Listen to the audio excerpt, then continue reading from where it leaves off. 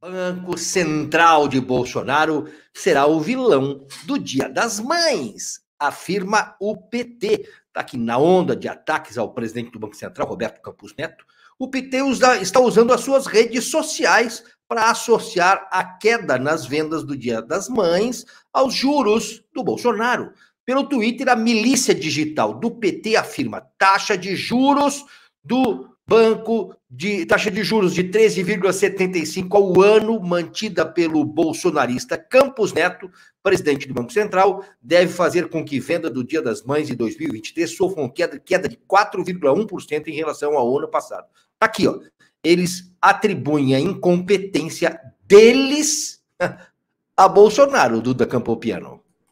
Ah, é óbvio, né? Óbvio que eles vão atribuir a incompetência deles ao Bolsonaro. Tudo é culpa do Bolsonaro. Até os garimpos ilegais que estão acontecendo durante o governo do PT são culpa do Bolsonaro. São bolsonaristas revanchistas garimpando para sujar a imagem do PT, né? Tudo é culpa do Bolsonaro. Não, até o general, Duda, o general do GSI que Lula promoveu...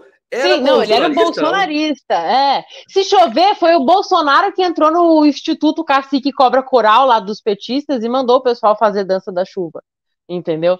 Então, é óbvio que tudo vai ser culpa dele. Não é culpa do fracasso econômico, das medidas patéticas do PT, não, é culpa do Bolsonaro, né? E eles não vão virar a página, tá? Vai estar no último mês do último ano de mandato e eles ainda vão estar botando a culpa no Bolsonaro, eles vão fazer isso. Inclusive, eu acho muito engraçado, eles estão batendo tanto nessa história da taxa de juros, daqui a pouco eles vão começar a fazer exatamente o que a Dilma fez, eles vão começar a reduzir taxa de juros na canetada. E aí eu quero ver como é que todo mundo vai reagir quando isso for feito. Quero ver o que vai trazer de consequência quando eles começarem a reduzir as coisas na canetada, porque na prática as políticas deles não levam a redução de nada, pelo contrário. Só levam a aumento aqui, aumento naquilo, aumento em imposto, aumento nos preços, aumento em tudo. Eles vão começar a querer diminuir as coisas na canetada para dar aquela falsa sensação de estabilidade com a qual o PT sempre trabalhou. Porque toda a sensação de estabilidade que qualquer brasileiro já teve durante um governo petista foi uma falsa sensação de estabilidade que explodiu na mão do próximo, né? Então, ele fez isso com o boom das commodities logo que ele entrou, enfim, vai continuar fazendo. Tudo que acontecer de errado com eles vai ser culpa do Bolsonaro, já é culpa do Bolsonaro, né? Morreram Yanomamis antes da eleição, era culpa do Bolsonaro. Aí continuam morrendo Yanomamis agora, é culpa do Bolsonaro. É reflexo das medidas do governo do Bolsonaro, né? Eles vão meter essa para tudo. Eles vão dizer que é reflexo das medidas do governo Bolsonaro. E vai ser assim. Esses dias o que foi que aconteceu? O massacre escolar é reflexo das medidas de discurso de ódio e armamento do Bolsonaro. Então, literalmente, tudo que acontecer vai ser reflexo do Bolsonaro.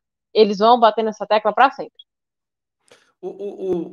O Caivano, você percebe, né, que há um desespero do governo de colocar sempre o Bolsonaro em cena, né, puxar o Bolsonaro em cena.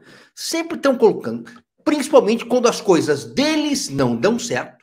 No caso, uma política econômica desastrosa, uma falta de planejamento e falta de um programa, de um projeto para o Brasil.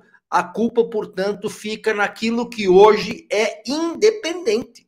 Porque quem colocou a independência para o Banco Central não foi o Bolsonaro, foi o Congresso Nacional.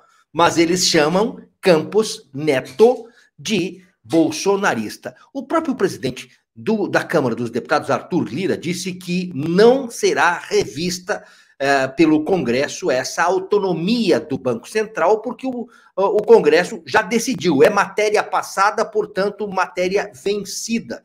É o que deveria ser coisa julgada é sagrada, coisa que o STF já está se rediscutindo. Aquilo que foi julgado 10, 20 anos atrás pode ser revisto hoje. Existe uma sacralidade sobre aquilo que já foi feito, mas a este governo há uma preocupação de desfazer tudo que outrora fora feito. Como é o caso, logo que assume, faz um grande revogaço. É um governo negacionista, que nega uma realidade positiva e aquilo que está negativo joga cisca que nem galinha para trás, né, Caivano? Sem dúvida alguma. Eu vou, antes de falar sério, eu vou fazer uma brincadeira aqui, né? Pegando o link do que a Duda falou. Acho que o Lula quer reviver o boom das commodities, entendeu? O boom das commodities para ver se sai picanha. Na verdade, o sentido talvez fosse outro, né? A questão é a seguinte, Bernardo, vamos falar sério agora. Eu já falei contigo em outras oportunidades. Se você voltar lá em 1923, quando prenderam aquele ser do bigodinho, ele escreveu uma obra, né? Pode chamar de obra aquilo, não tem problema, na cadeia, chamada Mein Kampf. Como o Dilma elegido nunca leu nada, seria impossível ele escrever qualquer coisa na cadeia também. Só tem uma coisa que liga os dois, é o desejo de vingança.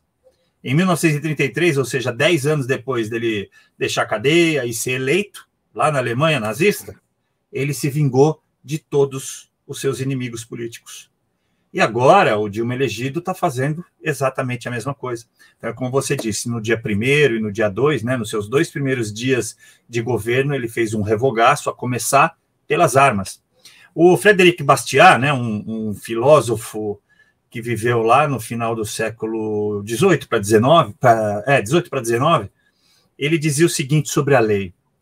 A lei existe para equilibrar os homens, né, para torná-los iguais, para garantia da legítima defesa e para garantia da propriedade.